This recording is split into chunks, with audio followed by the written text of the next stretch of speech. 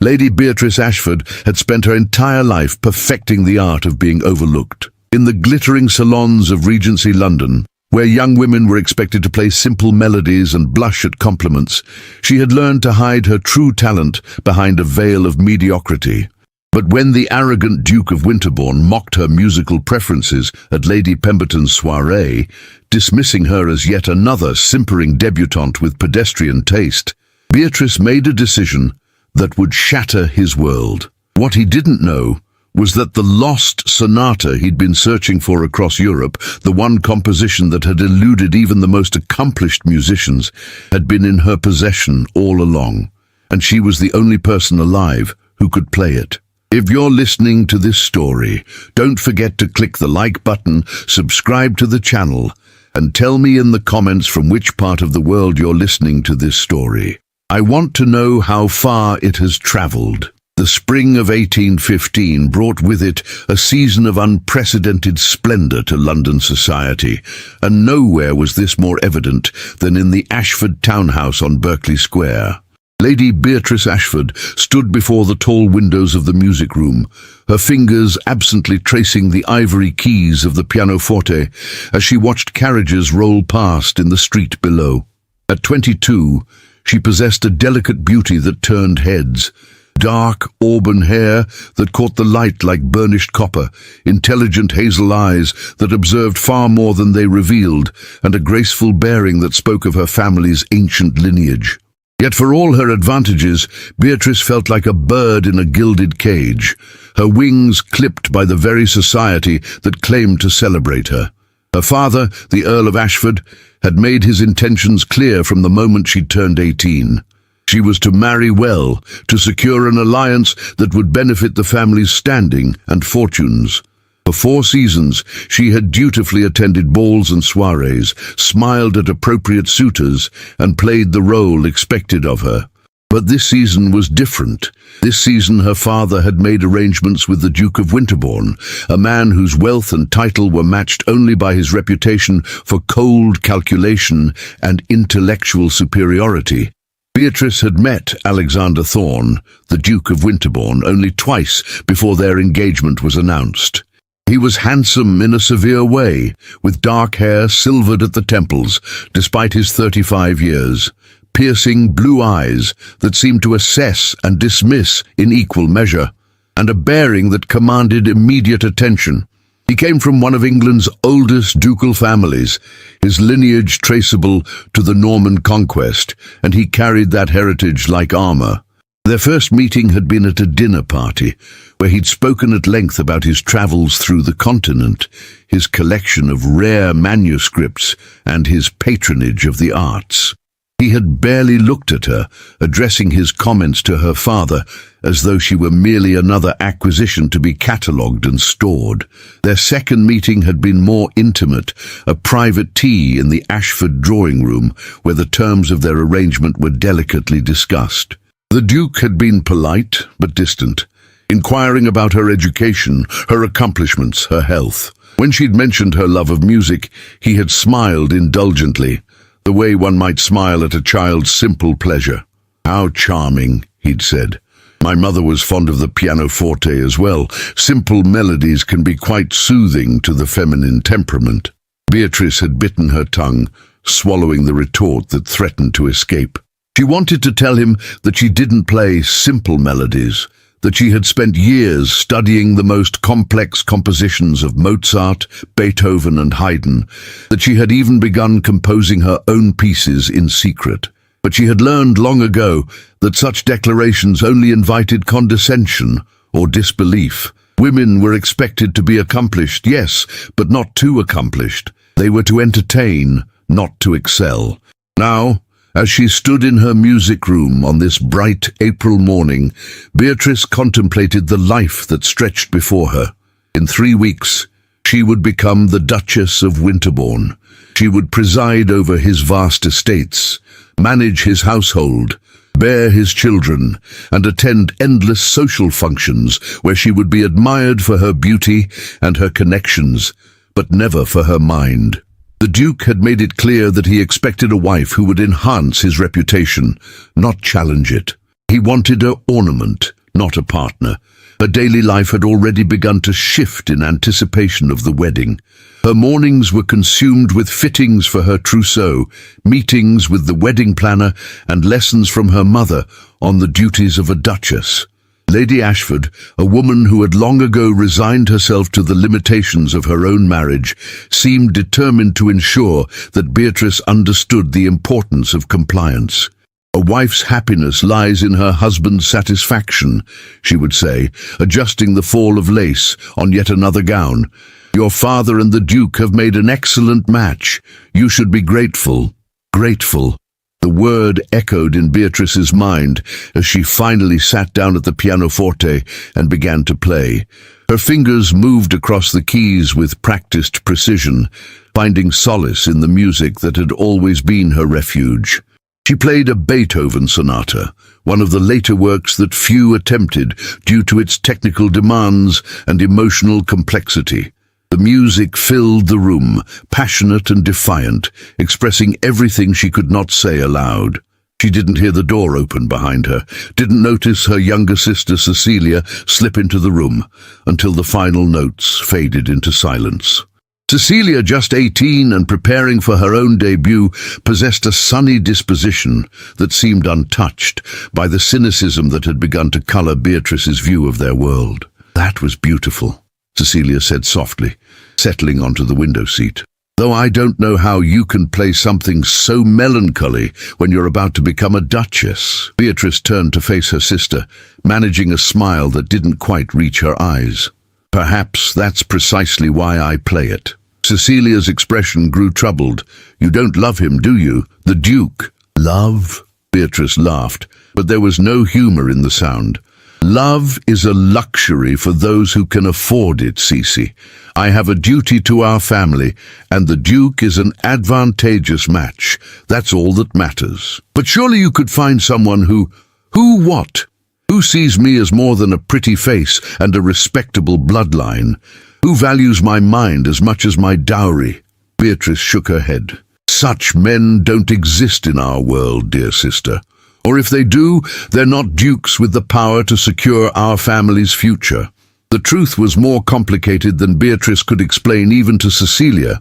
The Ashford family, for all their ancient title and impressive townhouse, were facing financial difficulties that her father had managed to keep hidden from society. Poor investments and mounting debts had left them in a precarious position. The Duke of Winterbourne's interest in Beatrice had been a godsend to her father. The marriage settlement would restore the family's fortunes and ensure Cecilia's own prospects remained bright. Beatrice understood this, accepted it even, but understanding didn't make the cage feel any less confining. That evening, Beatrice attended a musical at Lady Pemberton's residence, one of the last social events before the wedding preparations would consume her entirely. The drawing room was filled with London's elite, all gathered to hear a celebrated Italian soprano who had recently arrived in the city. Beatrice sat near the back, content to observe rather than be observed, when she felt a presence beside her. Lady Beatrice, the Duke of Winterbourne said, his voice carrying that note of polite indifference she had come to recognize. I didn't expect to see you here this evening. I thought you'd be occupied with wedding preparations. Even brides-to-be need occasional respite, Your Grace, she replied, keeping her tone light and pleasant. He settled into the chair beside her, his attention already drifting toward the front of the room where the soprano was preparing to perform. Indeed, though I confess I'm surprised you chose a musical evening. I wouldn't have thought such sophisticated entertainment would appeal to you. Beatrice felt a flicker of irritation, but maintained her composure. I enjoy music, Your Grace. You know this. Yes, of course, simple pleasures and all that. He waved a dismissive hand. But this is rather different from the parlour pieces young ladies typically favour. Madame Rossellini will be performing arias from the Italian masters. Quite complex, really. Requires a certain level of musical education to fully appreciate. And before Beatrice could respond, the performance began, and she was forced to sit in silence beside the man who would soon be her husband, the man who had just casually dismissed her intelligence and taste as inadequate. As the soprano's voice soared through the room, Beatrice made a decision. She had spent years hiding her true abilities, years pretending to be less than she was to make others comfortable. But perhaps, just perhaps, it was time to stop pretending. As the evening drew to a close and guests began to depart, Beatrice felt the weight of her approaching wedding day settle more heavily upon her shoulders. In 3 weeks, she would walk down the aisle of St. George's Church and become the Duchess of Winterbourne. In 3 weeks, the golden cage would lock forever. The thought filled her with a growing sense of unease that she couldn't quite shake, a whisper of rebellion that grew louder with each passing day. The night of the pre-wedding ball arrived with all the grandeur that London society could muster. The Duke of Winterbourne had spared no expense in hosting the event at his magnificent residence on Grosvenor Square, a palatial mansion that spoke of centuries of wealth and power. Crystal chandeliers cast prismatic light across marble floors, while hundreds of candles illuminated rooms filled with the cream of English aristocracy. Beatrice arrived with her family, a gown of ivory silk and Brussels lace, a masterpiece of the modiste's art, her auburn hair arranged in an elaborate coiffure adorned with pearls. She looked every inch the future duchess, and the assembled guests murmured their approval as she entered on her father's arm. The evening began with all the ceremony expected of such an occasion. The Duke stood at the entrance to the ballroom, receiving guests with his characteristic cool courtesy. When Beatrice approached, he took her hand and raised it to his lips in a gesture that was technically correct, but utterly devoid of warmth. "You look well, Lady Beatrice," he said, his eyes already moving past her to greet the next arrival. "The ivory becomes you." Beatrice smiled and murmured her thanks, taking her place beside him as they welcomed the seemingly endless stream of guests. Lords and ladies, politicians and poets, musicians and merchants, all of London's elite had turned out to celebrate the union of two prominent families. Yet as the evening progressed, Beatrice couldn't shake the feeling that something was amiss. The Duke seemed distracted, his attention frequently drawn to a particular corner of the ballroom where her younger sister Cecilia stood in conversation with several young people.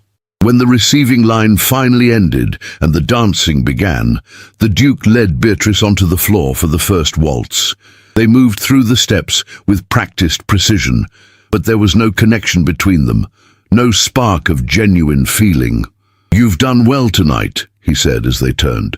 "You'll make an adequate duchess." Adequate. The word stung more than it should have, but Beatrice maintained her composure. "I shall endeavour to exceed adequacy, Your Grace." He smiled, but it didn't reach his eyes. "Ambition is unbecoming in a woman, Lady Beatrice. I prefer contentment to striving."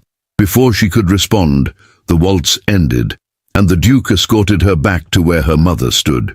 "If you'll excuse me," he said with a slight bow, "there are several matters requiring my attention." Beatrice watched him cross the ballroom, her unease growing as he made his way directly to where Cecilia stood. Her sister, radiant in a gown of pale pink, was laughing at something one of her companions had said.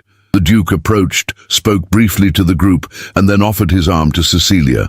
Beatrice felt her heart begin to pound as she watched her sister hesitate, glance in her direction with an expression of confusion, and then accept the Duke's escort. Lady Ashford touched Beatrice's arm. "I'm sure it's nothing, dear. He's simply being polite to your sister." But it wasn't nothing. Beatrice could see that in the way the Duke bent his head towards Cecilia as they walked, in the way her sister's cheeks flushed pink, in the way they disappeared through the French doors leading to the terrace, the ballroom suddenly felt too hot, too crowded, too bright. Beatrice excused herself from her mother and made her way through the throng of guests, following the path the Duke and Cecilia had taken. The terrace was lit by torches that cast dancing shadows across the stone balustrade. At first, Beatrice saw no one, and she felt a moment of relief. Perhaps she had been mistaken. Perhaps her imagination had run away with her. But then she heard voices from the garden below, and she moved to the edge of the terrace, looking down into the shadowed paths. There, beneath an arbour of climbing roses, stood the Duke of Winterbourne and Cecilia. and as Beatrice watched in growing horror, the Duke took her sister's hands in his and spoke words that carried clearly in the still night air. "Miss Cecilia, I must speak plainly. I have made a terrible mistake. When I agreed to marry your sister, I had not yet met you. But from the moment I saw you at that dinner party 3 weeks ago, I knew that I had chosen the wrong sister." Cecilia tried to pull her hands away, her voice trembling. "Your Grace, you mustn't say such things. You're engaged to Beatrice. The wedding is in a fortnight. An engagement that can be broken," the Duke insisted. "Cecilia, may I call you Cecilia? You are everything I could want in a wife, young, unspoiled, with a sweetness of temperament that your sister lacks. Beatrice is handsome enough, I suppose, but she has a sharpness about her, an independence of mind that I find unsettling. You, on the other hand, are perfectly suited to be a duchess."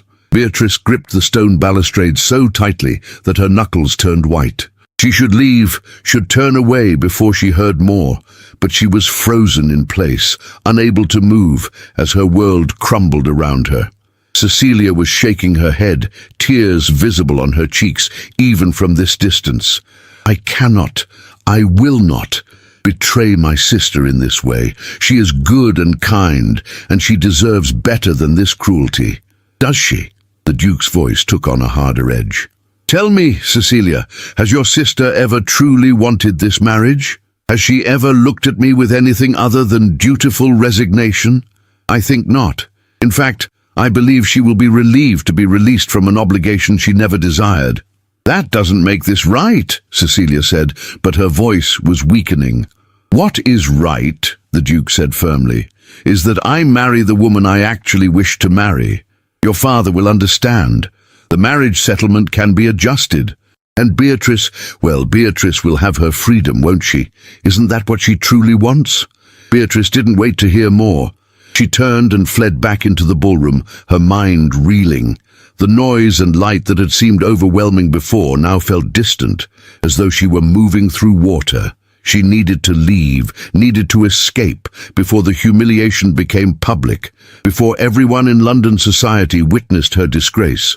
But it was already too late. As she pushed through the crowd, searching for her father, she heard the whispers beginning.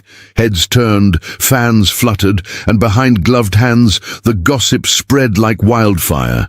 Someone had seen the Duke and Cecilia in the garden. Someone had heard their conversation.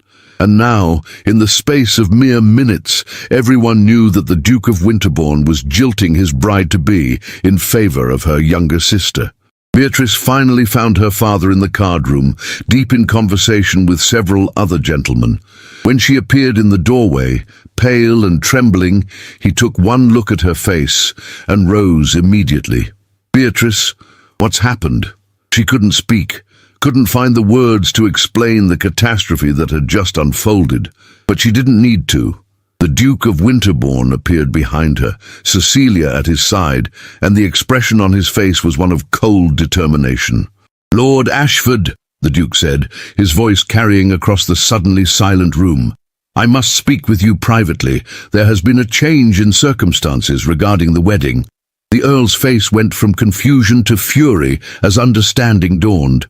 "A change in circumstances? What manner of change could possibly—" He stopped, his gaze moving from the Duke to Cecilia, who stood with tears streaming down her face, and then to Beatrice, who stood frozen in the doorway. "No, you cannot mean— I mean that I have made an error in judgment," the Duke said calmly, as though he were discussing nothing more significant than a change in dinner plans. "Lady Beatrice is a fine woman, but I have come to realize that her sister is better suited to be my duchess. I am prepared to make the necessary adjustments to the marriage settlement to reflect this change." The room erupted.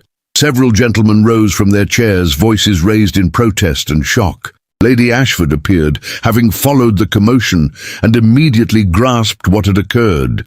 She swayed on her feet, and Beatrice moved instinctively to support her mother, even as her own world shattered around her. "This is unconscionable," Lord Ashford said, his voice shaking with rage. "You have humiliated my daughter in front of all of London society. The wedding invitations have been sent, the settlements signed, the can be unsigned." The Duke interrupted. "I am within my rights to withdraw from the engagement, and I believe, if you are honest, you will admit that Lady Beatrice herself has never been enthusiastic about this match. I am offering her freedom, Lord Ashford, and offering your family an even better alliance through marriage to your younger daughter." Beatrice finally found her voice. "And what of what Cecilia wants? Or does her opinion matter as little as mine has?" The Duke turned to her, and for the first time that evening he looked directly at her. "Your sister will learn to be content, as all wives must. But unlike you, Lady Beatrice, she has the temperament for contentment. You, I think, would have made us both miserable." The truth of his words cut deeper than any insult could have. He was right. She had never wanted this marriage, had been walking toward it like a prisoner toward the gallows, but to be cast aside so publicly, to be rejected in favor of her own sister, to have her inadequacies announced before all of society, it was a humiliation beyond bearing. "I see," Beatrice said quietly, her voice steady despite the chaos raging inside her. "Then I release you from our engagement, Your Grace. May you and my sister find the happiness you seek." She turned and walked from the room, her head held high, her spine straight, even as she felt the eyes of London's elite boring into her back. She heard her mother's sob, her father's continued protests, Cecilia's tearful apologies, but she didn't stop. She walked through the ballroom, past the whispering guests, past the musicians who had fallen silent, past the servants who averted their eyes. She walked out of the Duke of Winterbourne's magnificent mansion and into the night, where her family's carriage waited. Only when she was safely inside, hidden behind the curtained windows, did Beatrice allow herself to break. The tears came in great, gasping sobs, tears of humiliation and rage and grief for the life she had resigned herself to, and the freedom she had gained at such a terrible cost.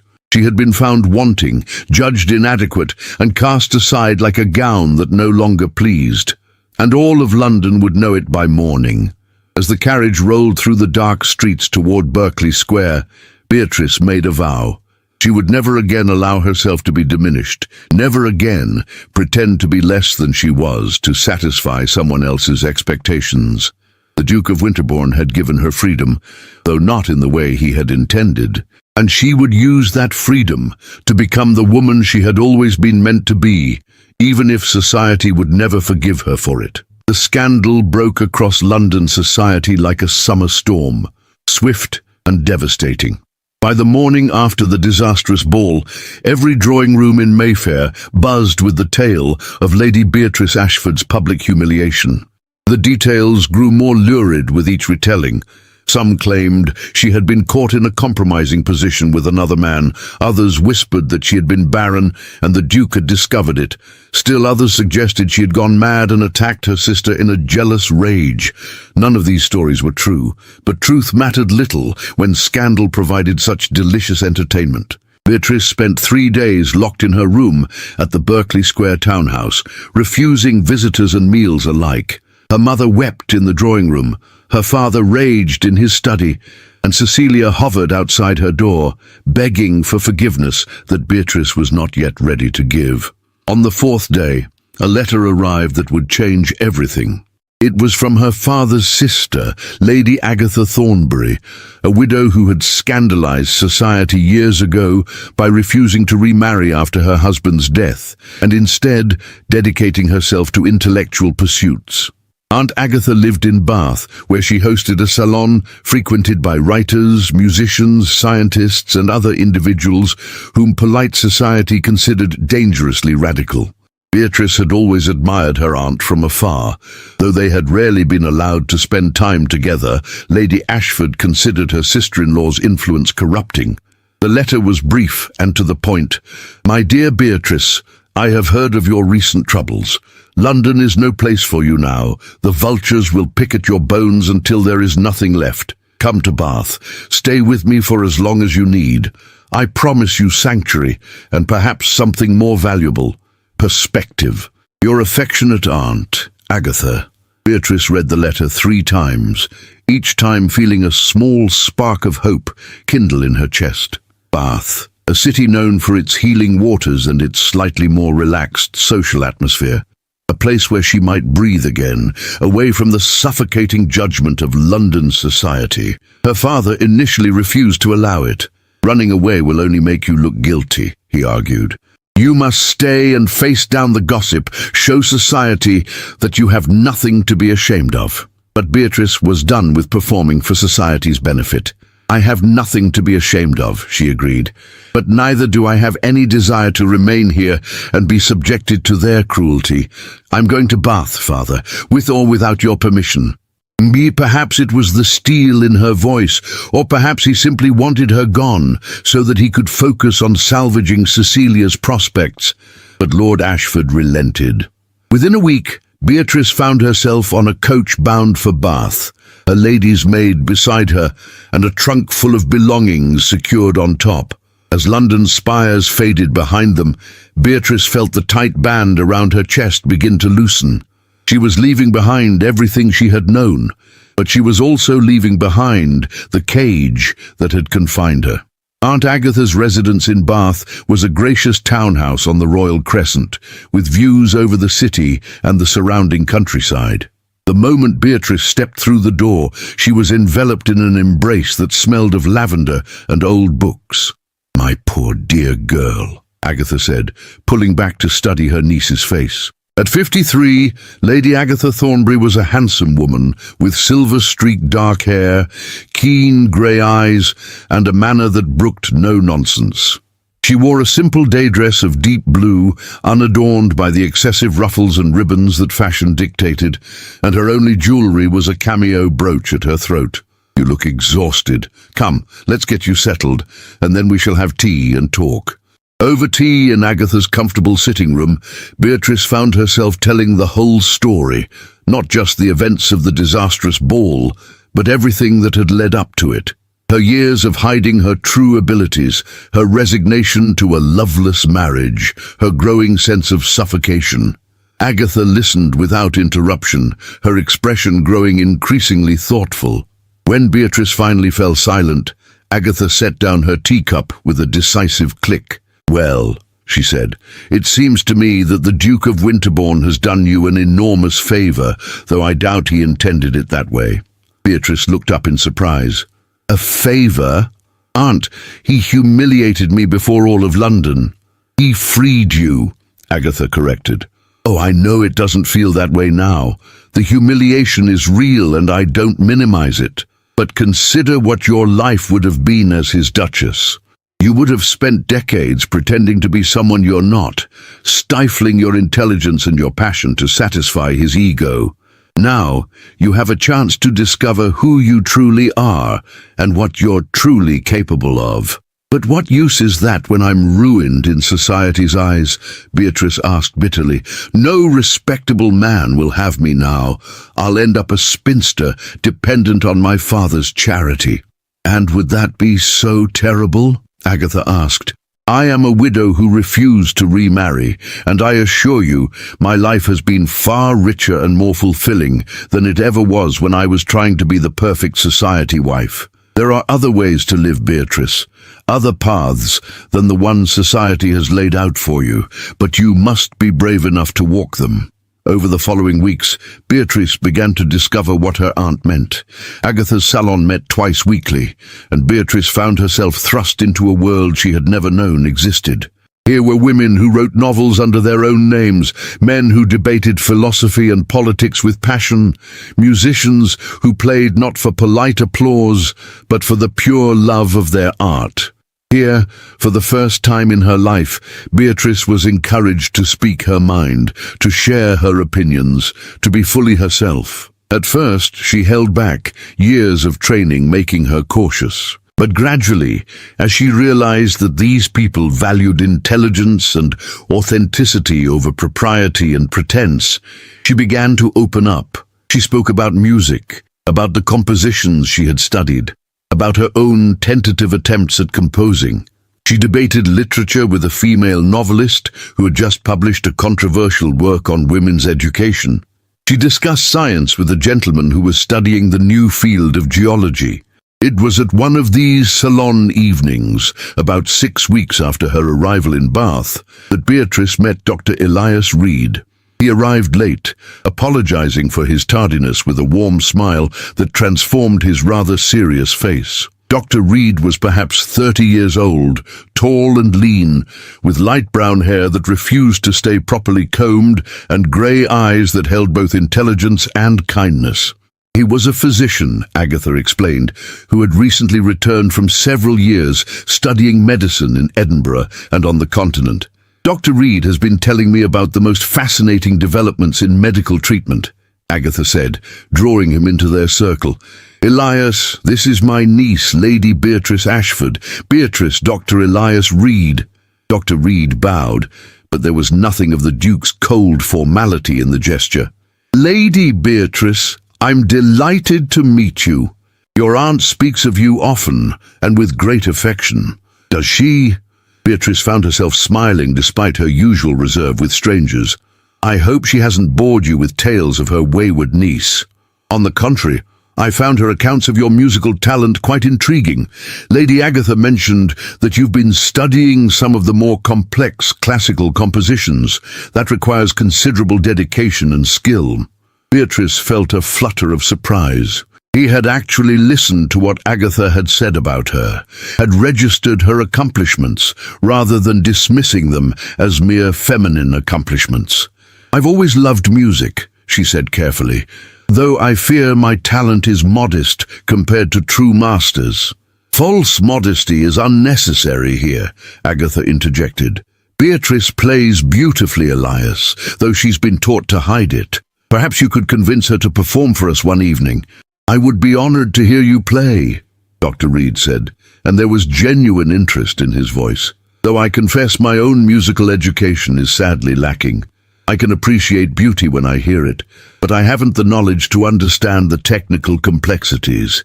They talked for nearly an hour, and Beatrice found herself relaxing in his company in a way she rarely did with men. Dr. Reed asked questions that suggested real curiosity about her thoughts and opinions. When she mentioned that she had been reading about the new theories of musical harmony, he didn't dismiss her interest as inappropriate for a woman, but instead asked her to explain what she had learned. When she spoke about her love of Beethoven's later works, he didn't condescend, but admitted his own ignorance, and asked her to recommend pieces he should seek out. As the evening drew to a close and guests began to depart, Dr. Reed approached Beatrice once more. Lady Beatrice, I wonder if I might ask a favor. I've been invited to a concert next week. A visiting pianist from Vienna will be performing. I had planned to attend alone, but I think the experience would be far more enriching if I had someone knowledgeable to help me understand what I'm hearing. Would you consider accompanying me? Your aunt would be welcome as well, of course. Beatrice hesitated, old habits of caution rising up. But then she remembered Agatha's words about being brave enough to walk new paths. I would enjoy that, Dr. Reed. Thank you for the invitation. His smile was genuine and warm. Excellent. I shall call for you both next Tuesday at 7. After he had gone, Agatha came to stand beside Beatrice at the window, watching the guests depart into the summer evening. Elias is a good man, she said quietly. He came to Bath after his own disappointment, a broken engagement to a woman who decided she preferred a wealthier suitor. He understands something of what you've experienced.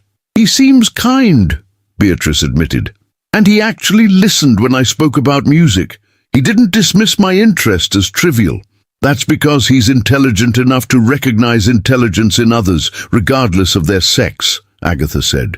There are such men in the world, Beatrice, though they're rarer than they should be, and they're worth knowing even if only as friends. That night, as Beatrice prepared for bed, she found herself thinking about Dr. Reed's grey eyes and warm smile, about the way he had asked questions as though her answers truly mattered. She felt something she hadn't felt in months, a small, tentative spark of interest in the future, a curiosity about what might come next. It wasn't love, not yet, perhaps not ever, but it was possibility, and after the darkness of the past weeks, possibility felt like dawn breaking. The concert the following Tuesday proved to be a revelation. The Viennese pianist Herr Friedrich Schumann performed a program that included several of Beethoven's most challenging sonatas, and Beatrice found herself completely absorbed in the music. During the interval, Dr. Reed asked thoughtful questions about what they had heard, and Beatrice discovered that explaining the technical aspects of the performance deepened her own appreciation.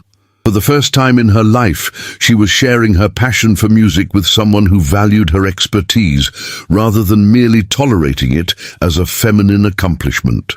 Over the following weeks, Dr. Reed became a regular presence in Beatrice's life. He attended Agatha's salon, where his contributions to discussions on medicine and science were always illuminating. He invited Beatrice and Agatha to lectures at the Bath Literary and Scientific Institution, where Beatrice heard talks on subjects she had never been allowed to study: natural philosophy, astronomy, the new theories of electricity, and gradually, almost imperceptibly, what had begun as friendship began to shift into something deeper. Dr. Reed never pressed her, never demanded more than she was ready to give. But there were moments, a hand lingering on hers as he helped her from a carriage, a look that held warmth beyond mere friendship, a conversation that stretched late into the evening, when Beatrice felt the possibility of something she had never expected to find. Not the dutiful affection she had resigned herself to with the Duke, but genuine connection, mutual respect, and perhaps in time, love. 3 months after her arrival in Bath, Agatha announced that she had secured invitations to the season's most prestigious event, the grand charity concert at the Assembly Rooms, an evening that would draw not only Bath society, but visitors from London and beyond. The proceeds would benefit the new hospital that Dr. Reed and several other physicians were establishing for the city's poor. "It will be quite the affair," Agatha said over breakfast. "The Prince Regent himself has sent a donation, and half of London's elite will be in attendance, including, I'm told, the Duke of Winterbourne and his new Duchess." Beatrice's teacup rattled against its saucer. "Cecilia is married, then?" 3 weeks ago, apparently. A quiet ceremony, given the circumstances, but they're on their wedding tour, and Bath is one of their stops. Agatha watched her niece carefully. "We need not attend if you'd prefer to avoid them." Beatrice set down her cup with deliberate care. For 3 months she had been healing, growing, discovering who she was beyond the expectations of London society. She had learned to value her own intelligence, to speak her mind, to pursue her interests without apology. She had found friends who appreciated her for herself, and perhaps in Dr. Reed, something more. The thought of facing the Duke and Cecilia filled her with dread, but it also sparked something else, a fierce determination not to hide, not to let them see her diminished. "No," she said firmly, "we will attend. I have nothing to be ashamed of, and I will not skulk in the shadows as though I do." The night of the concert arrived with all the splendor of a Bath summer evening. The assembly rooms glowed with candlelight, and the cream of society filled the elegant spaces, their jewels glittering and their voices creating a pleasant hum of anticipation. Beatrice wore a gown of deep emerald silk that brought out the copper highlights in her auburn hair, and Agatha had lent her a necklace of pearls that had belonged to their grandmother. She looked, Agatha assured her, absolutely magnificent. Dr. Reed met them at the entrance, and the warmth in his eyes when he saw Beatrice made her heart skip. "Lady Beatrice," he said, offering his arm, "you look radiant. Though I confess I'm more interested in your thoughts on the program than your appearance. I understand they'll be performing several pieces you particularly admire." They entered the concert hall together, and Beatrice was immediately aware of the whispers that followed her. She'd been away from society for 3 months, but clearly the scandal had not been forgotten. Heads turned, fans fluttered, and behind gloved hands the gossip resumed. But this time, Beatrice held her head high, secure in the knowledge that she was no longer the woman who had fled London in disgrace. She had changed, grown stronger, and she would not be cowed by their judgment. They had just taken their seats when a stir at the entrance announced the arrival of the Duke and Duchess of Winterbourne. Beatrice forced herself to look, to face what she had been avoiding. The Duke looked much as he always had, handsome, distinguished, supremely confident. But Cecilia looked diminished. Her gown was magnificent, her jewels impressive, but there was a tightness around her mouth, a dimness in her eyes that spoke of unhappiness. She clung to the Duke's arm as though it were a lifeline, and when her gaze met Beatrice's across the room, the guilt and misery in her expression were unmistakable. The Duke, however, showed no such discomfort. He surveyed the room with his usual air of superiority, nodded to various acquaintances, and then his gaze landed on Beatrice. For a moment, surprise flickered across his features. Clearly he had not expected to see her here. Then his expression hardened into something like disdain, and he deliberately turned away, guiding Cecilia to seats on the opposite side of the room. "Insufferable man," Agatha muttered, "as though he has any right to look down on you after his behavior." Dr. Reed leaned closer to Beatrice. "Are you all right? We can leave if this is too difficult." Beatrice shook her head. "No, I'm exactly where I want to be." The concert began, and for a time, Beatrice lost herself in the music. The performers were excellent, the program well chosen, and she felt the familiar solace that music had always provided. But during the interval, as guests mingled and refreshments were served, the inevitable confrontation occurred. Beatrice was standing with Dr. Reed and Agatha, discussing the first half of the program, when the Duke of Winterbourne approached. Cecilia trailed behind him, her face pale and her eyes downcast. "Lady Agatha," the Duke said with a slight bow, "I had not realized you were in Bath, and Lady Beatrice, how unexpected to see you here." "Is it?" Beatrice replied coolly. "I have been residing with my aunt for the past 3 months. Bath society has been most welcoming." The Duke's gaze shifted to Dr. Reed, and something like contempt flickered in his eyes. "I see you found new companions. How quickly one adapts to reduced circumstances." Dr. Reed stiffened, but before he could respond, Beatrice spoke. "Dr. Reed is a physician and a scholar, Your Grace. I consider myself fortunate to count him among my friends.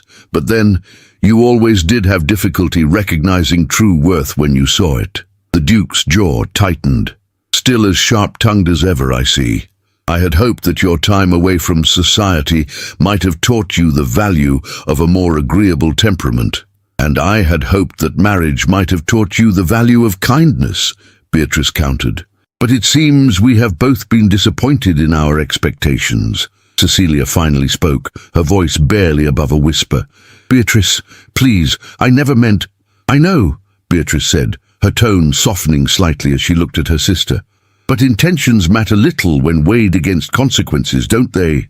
The Duke placed a possessive hand on Cecilia's arm. "Come, my dear, we needn't subject ourselves to this unpleasantness. Lady Beatrice has made her choices, and we have made ours. I'm sure she's quite content with her new life, limited though it may be." As they turned to leave, Beatrice felt a surge of anger, unlike anything she had experienced before. For months, she had been the object of scorn and pity, had been judged and found wanting by a man who had never truly seen her. And suddenly, she was done with silence, done with accepting his assessment of her worth. "Your Grace," she called out, her voice carrying across the crowded room. The Duke stopped, turning back with an expression of irritation. "I wonder," Beatrice continued, "if you still maintain your interest in rare musical manuscripts. I recall you mentioning your collection during our brief acquaintance." The Duke's expression shifted to one of wary interest. "I do. It is one of the finest private collections in England. Why do you ask?" I was merely curious whether you had succeeded in your search for the lost Clementi Sonata, the one you told my father you would pay any price to acquire. Now she had his full attention. The Duke took a step closer, his eyes narrowing. The Sonata in F minor. No one has found it. Clementi wrote it late in his life, but the manuscript disappeared after his death. It's been lost for nearly 2 decades.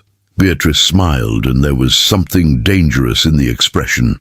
Not lost, Your Grace, merely waiting for someone worthy of playing it. The room had gone quiet, other conversations fading as people sensed the drama unfolding. The Duke stared at Beatrice, disbelief and hunger warring in his expression. You're saying you have it? That's impossible. I've had agents searching across Europe for years. And yet, Beatrice said softly, it has been in England all along, in my possession to be precise. A gift from my grandmother, who studied with Clementi himself in her youth. She gave it to me on her deathbed, knowing I was the only one in the family with the skill to do it justice. The Duke's face had gone pale. If this is true, if you truly have the manuscript, I will pay whatever you ask for it.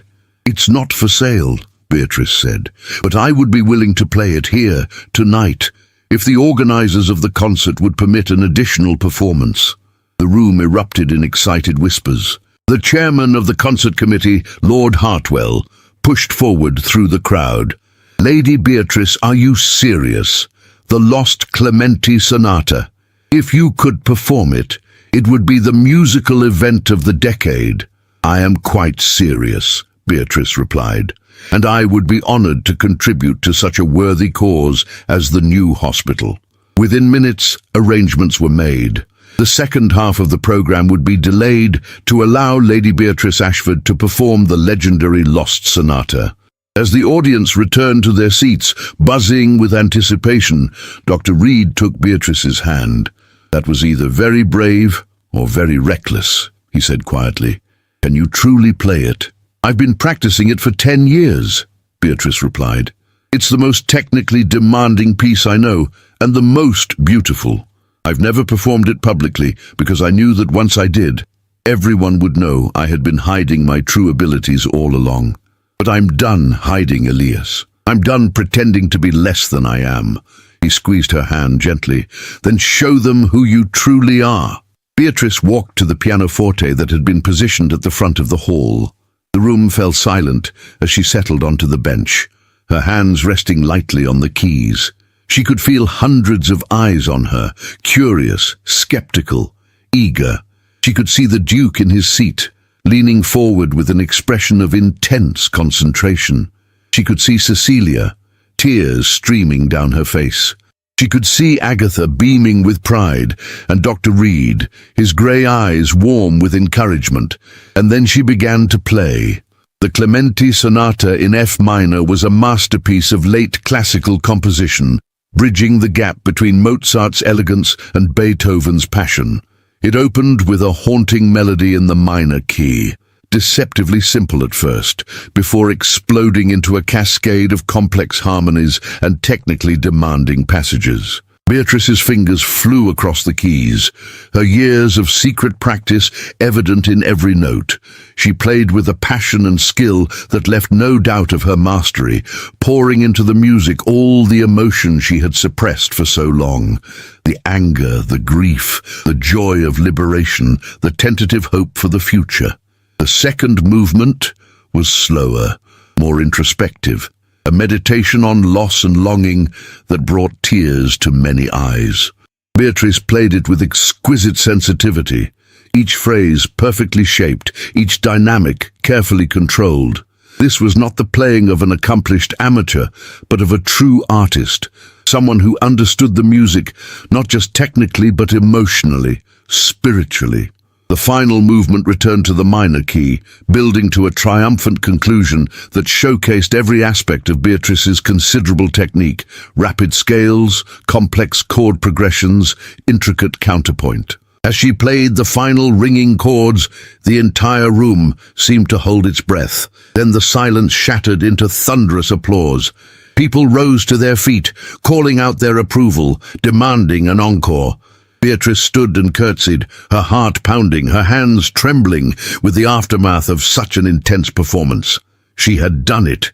She had revealed herself completely, and instead of scorn, she had received acclaim. Dr. Reed was the first to reach her as she stepped away from the pianoforte, and the look in his eyes made her breath catch. "That was extraordinary," he said. "You are extraordinary." Before she could respond, Lord Hartwell was there, pumping her hand enthusiastically. "Lady Beatrice, that was magnificent, simply magnificent. We must have you perform again, perhaps a full concert of your own." Others crowded around, offering congratulations and praise. But through the throng, Beatrice saw the Duke of Winterbourne standing alone, his face a mask of shock and something that might have been regret. Cecilia had disappeared, perhaps unable to bear witnessing her sister's triumph. Finally, the Duke made his way to where Beatrice stood. "I had no idea," he said quietly. "All those months we were engaged, and I never knew you could play like that." "You never asked," Beatrice replied. "You never wanted to know. You wanted a decorative duchess, not a woman with her own talents and passions." "I was a fool," the Duke admitted, and for the first time she heard genuine emotion in his voice. "I threw away something precious because I was too blind to see its value." "Yes," Beatrice agreed, "you did, but in doing so, you gave me the freedom to become who I was always meant to be. So perhaps I should thank you, Your Grace." She turned away from him then, back to where Dr.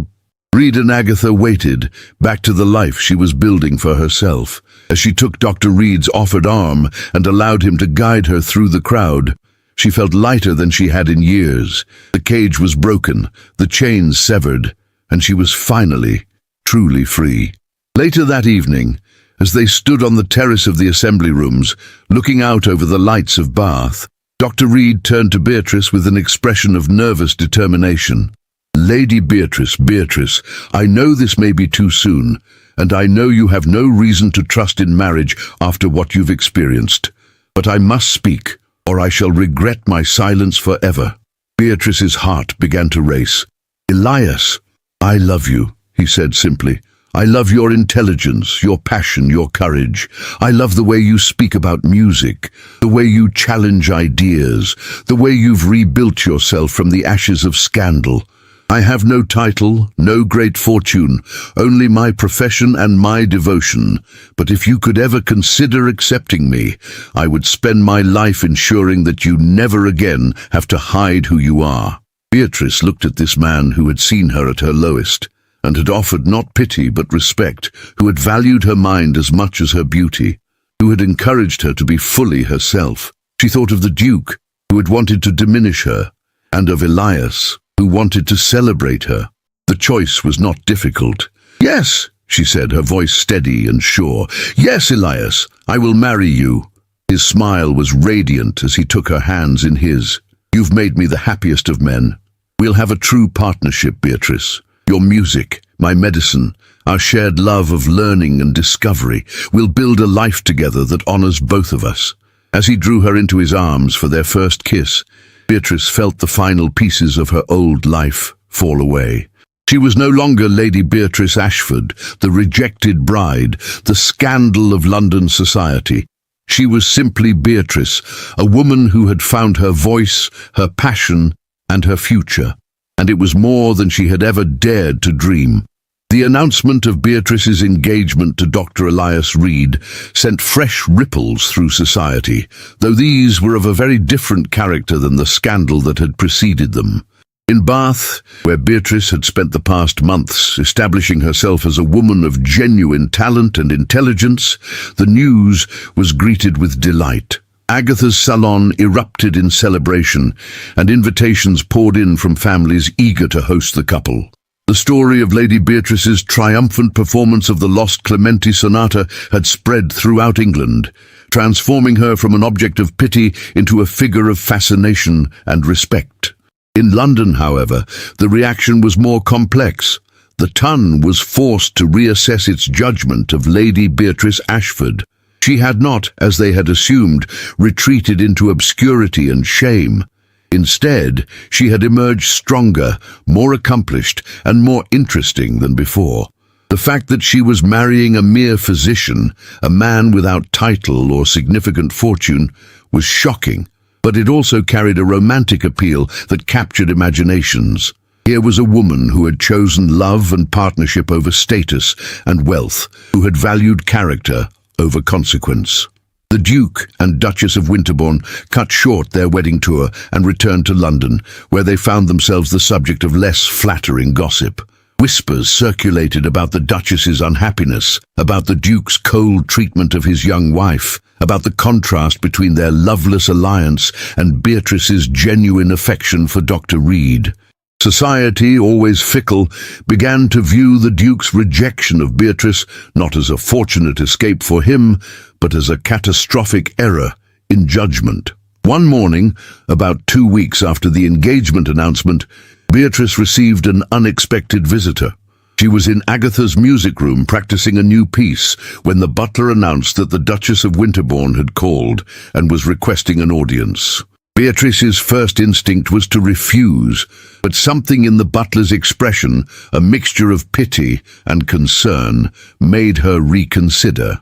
"Show her in," she said quietly, rising from the pianoforte. Cecilia entered the room hesitantly, as though afraid of the reception she might receive.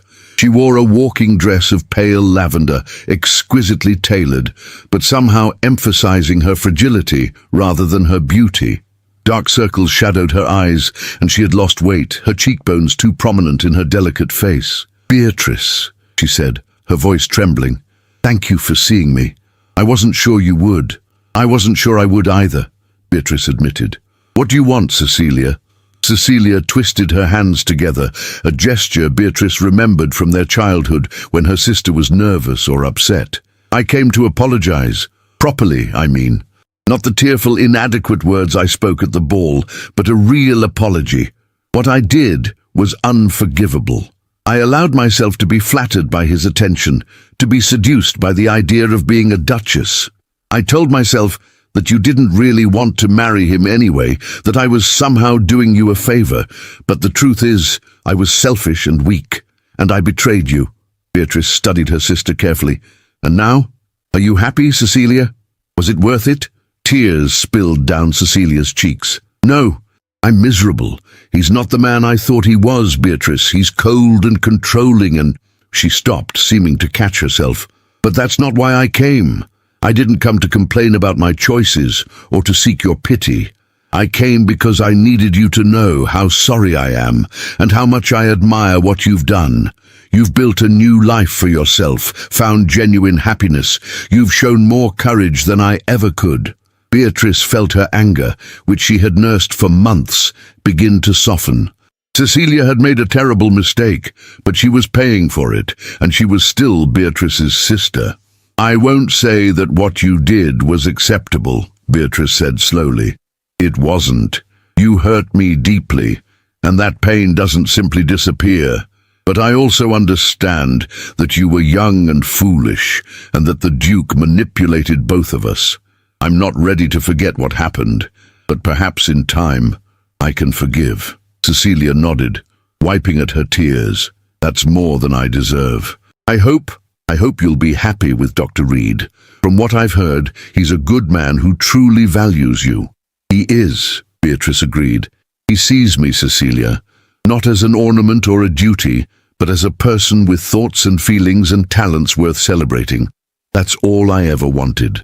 Sadis, after Cecilia left, Beatrice stood at the window for a long time, watching the streets of Bath and thinking about forgiveness, about the different paths that she and her sister had chosen, about the price of ambition and the value of authenticity. She felt a deep sadness for Cecilia, trapped in a marriage that brought her no joy, but she also felt profound gratitude for her own escape. The Duke had rejected her, but in doing so, he had given her the greatest gift imaginable, the freedom to choose her own future. The weeks leading up to the wedding passed in a blur of activity. Unlike her previous engagement, which had been orchestrated entirely by others, Beatrice took an active role in planning this ceremony. She chose a simple gown of cream silk, elegant but not ostentatious. She selected music for the service herself, including a piece she had composed specifically for the occasion. She insisted that the guest list include not just family, but the friends she had made in Bath, the writers, artists, scientists and thinkers who had welcomed her into their circle. Dr. Reed's family travelled from Yorkshire for the wedding, his widowed mother, his two younger sisters, and his brother, who managed the family's modest estate. They were warm and welcoming, delighted that Elias had found such an accomplished and intelligent wife. Mrs. Reed embraced Beatrice with genuine affection, whispering, "I can see why my son loves you. You have a strength in you that will serve you both well." Beatrice's own family arrived the day before the wedding. Her father was stiff and formal, still uncomfortable with his daughter's choice to marry so far beneath her station. Her mother wept copiously, though whether from joy or disappointment Beatrice couldn't tell.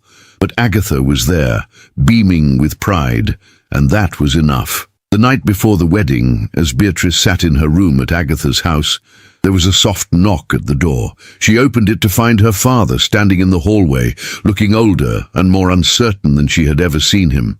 "May I come in?" he asked quietly. Beatrice stepped aside, allowing him to enter. They stood in awkward silence for a moment before Lord Ashford spoke. "I came to apologize," he said. "I pushed you toward a marriage that would have made you miserable because I was thinking only of the family's financial security and social position. I didn't consider your happiness, your desires, your remarkable talents.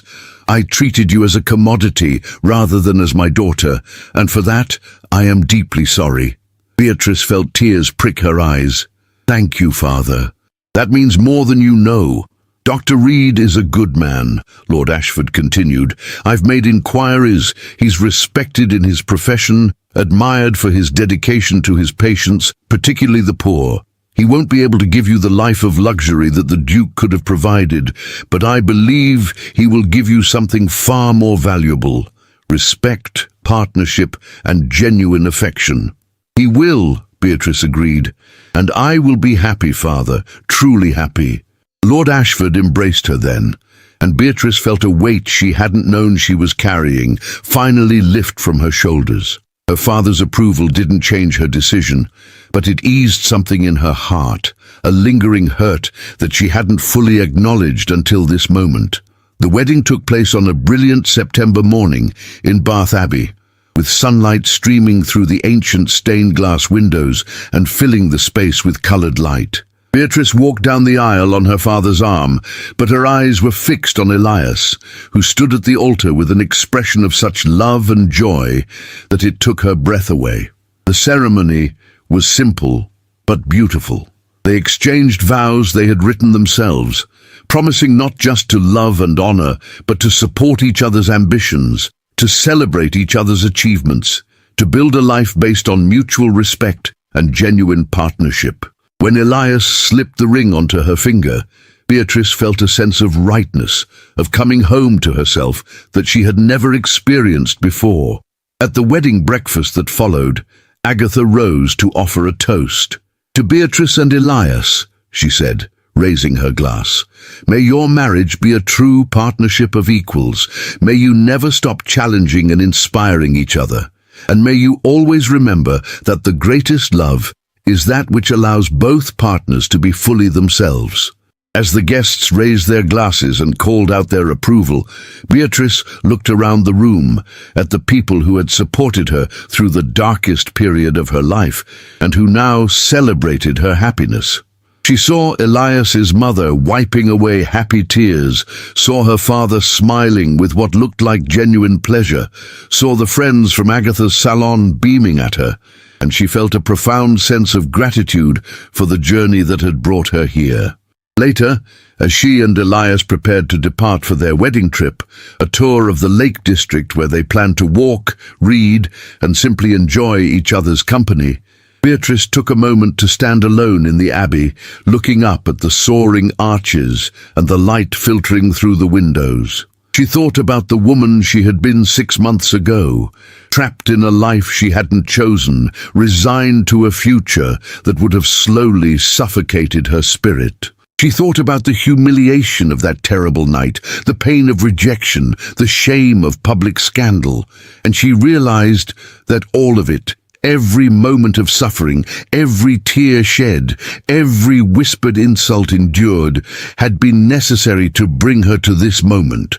She had been broken down so that she could be rebuilt, stronger and truer than before. "Ready?" Elias asked, appearing beside her and offering his hand. Beatrice took it, lacing her fingers through his. "Yes," she said, "I'm ready." As they walked out of the Abbey together into the bright September sunshine, Beatrice felt the future stretching before her, full of possibility and promise. She was no longer Lady Beatrice Ashford, the Earl's daughter who had been found wanting. She was Mrs. Elias Reed, a woman who had chosen her own path and claimed her own destiny, and she had never been more certain that she was exactly where she was meant to be. 8 months after her wedding, Beatrice stood in the drawing room of the comfortable townhouse she and Elias had purchased in Bath, putting the finishing touches on preparations for the evening's salon. The room was arranged to accommodate both conversation and music, with chairs grouped in intimate clusters and the pianoforte positioned where it could be heard throughout the space. Fresh flowers from the garden filled vases on every surface, and the table was laden with refreshments that their housekeeper, Mrs. Davies, had spent the day preparing. Life as Mrs. Reed had exceeded even Beatrice's hopeful expectations. The house they had chosen was modest by aristocratic standards, but perfect for their needs, large enough to entertain, with a dedicated music room for Beatrice's practice and a study for Elias's medical research, but intimate enough to feel like a true home rather than a showplace. They had furnished it with care, choosing pieces for comfort and beauty rather than ostentation, filling the shelves with books they both loved, hanging artwork that spoke to them rather than impressed visitors. Beatrice's days had fallen into a rhythm that brought her deep satisfaction. Her mornings were dedicated to music, practice, composition, and increasingly teaching. Word of her talent had spread, and she now had a small but select group of students, young women whose families valued genuine musical education over mere accomplishment. She taught them not just technique, but interpretation, not just to play correctly, but to play with passion and understanding. Watching her students discover their own musical voices gave Beatrice a sense of purpose she had never found in the endless social obligations of her previous life. Her afternoons were often spent at the hospital that Elias and his colleagues had established for Bath's poor. Beatrice had discovered that she had a gift for administration and fundraising, and she had taken on the role of organizing charity concerts and soliciting donations from wealthy patrons. She used her connections to London society, connections that had been renewed once her marriage and musical talent had made her interesting rather than scandalous, to secure support for the hospital's expansion. It was deeply satisfying work, using her social skills and her family name for a purpose that actually mattered.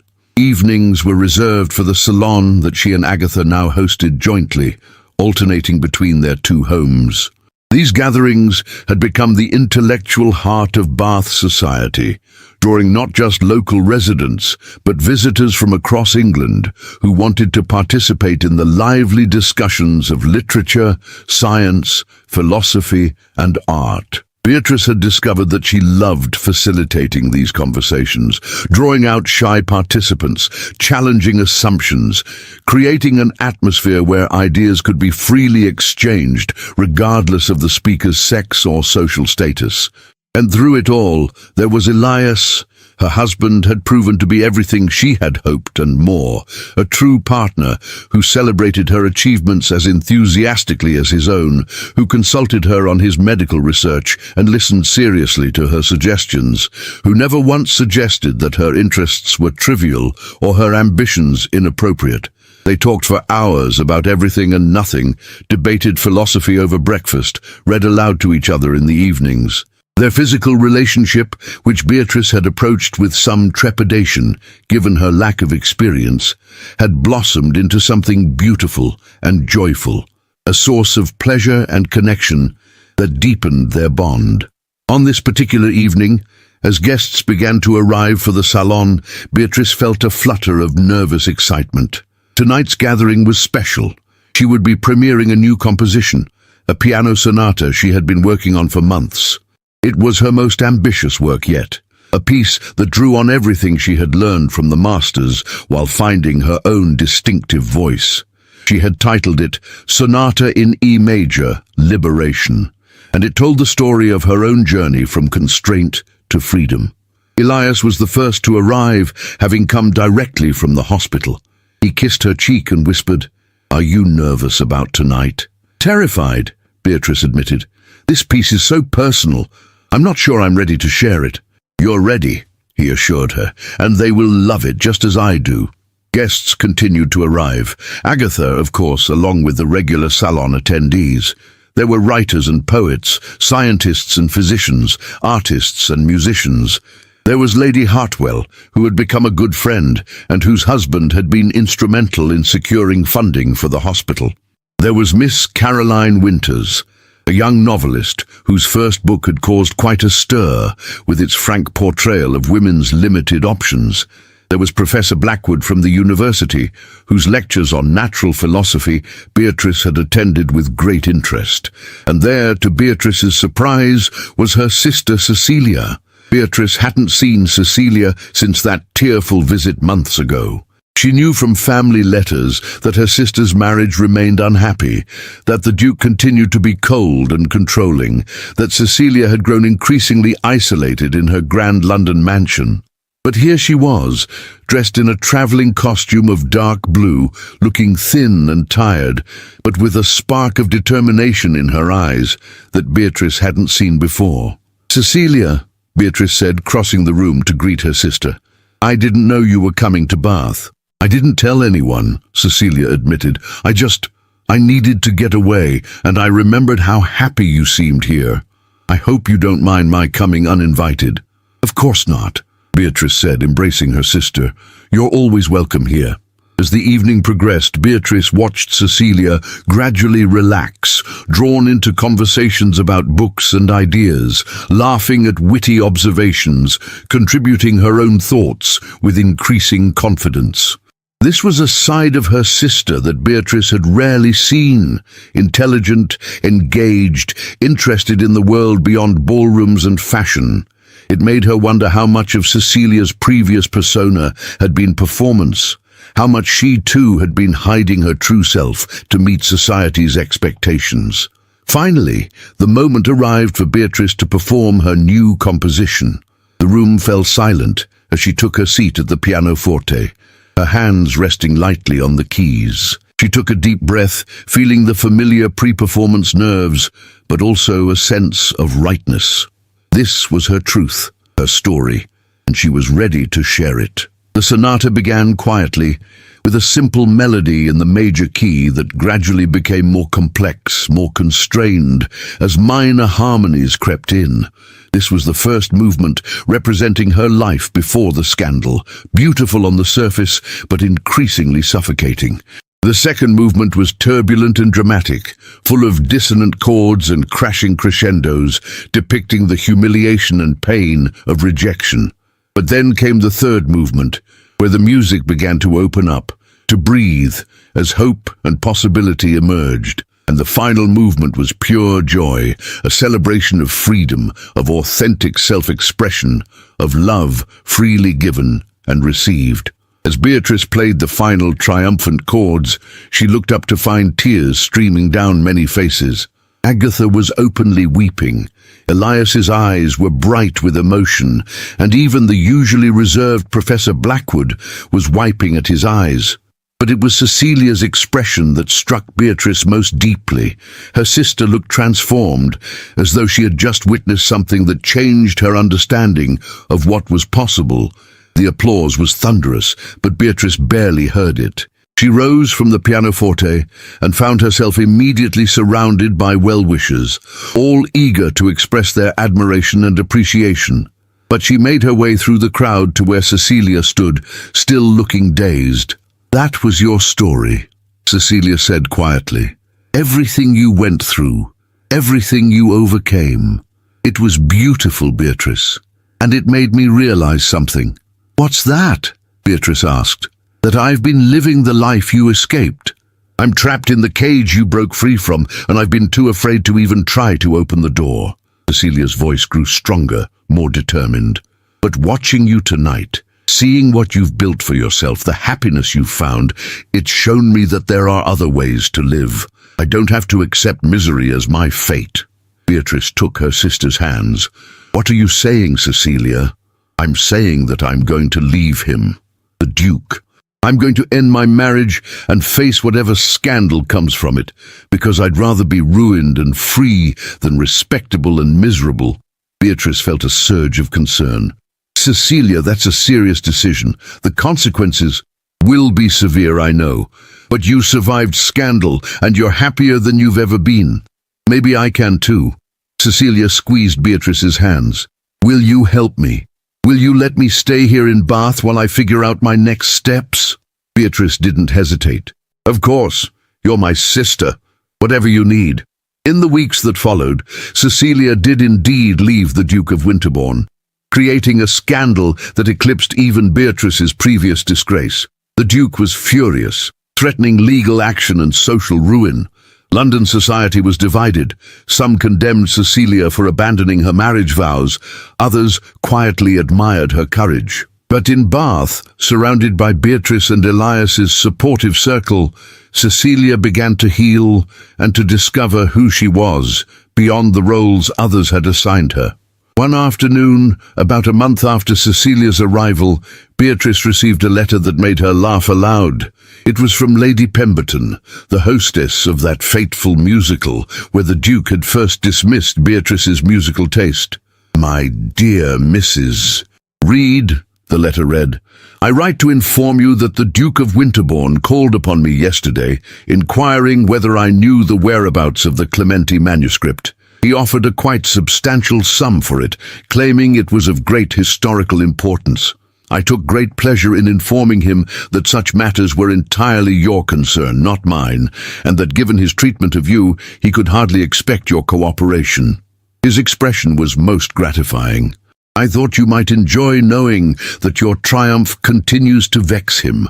Beatrice shared the letter with Elias over dinner that evening, and they both laughed at the Duke's continued obsession with the manuscript. "Will you ever publish it?" Elias asked.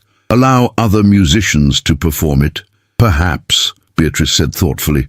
"But not yet. For now it's mine. A symbol of everything I kept hidden for so long and everything I've reclaimed. When I'm ready to share it with the world, I will. But on my terms, not because someone like the Duke demands it." As summer turned to autumn and then to winter, Beatrice's life continued to flourish. Her reputation as both a performer and a composer grew, and she received invitations to perform in London, Edinburgh, and even Paris. She and Elias traveled together when possible, combining his medical conferences with her concerts, exploring new cities and ideas together. When they were apart, they wrote long letters full of observations and affection, counting the days until they would be reunited. Cecilia, meanwhile, had begun to find her own path. She discovered a talent for painting and began taking lessons from a local artist. She also became involved in the hospital's work, particularly in establishing a program to teach poor women basic nursing skills so they could support themselves. The scandal of her separation from the Duke gradually faded, replaced by respect for the work she was doing and the courage she had shown in choosing authenticity over status. One spring morning, exactly a year after her wedding, Beatrice woke to find Elias already awake, watching her with an expression of such tenderness that it made her heart skip. "What is it?" she asked, smiling. "I was just thinking about how lucky I am," he said, "to have found you, to share this life with you. You've made me happier than I ever imagined possible." "The feeling is entirely mutual," Beatrice assured him, reaching up to touch his face. "You gave me the freedom to be fully myself, Elias. That's the greatest gift anyone has ever given me." Later that day, as Beatrice sat at her pianoforte working on a new composition, she paused to look around the music room. Sunlight streamed through the windows, illuminating the shelves of music, the comfortable chairs where Elias often sat to listen to her practice, the flowers she had arranged that morning. This room, this house, this life, it was all so far from what she had once thought her future would hold, and it was infinitely better.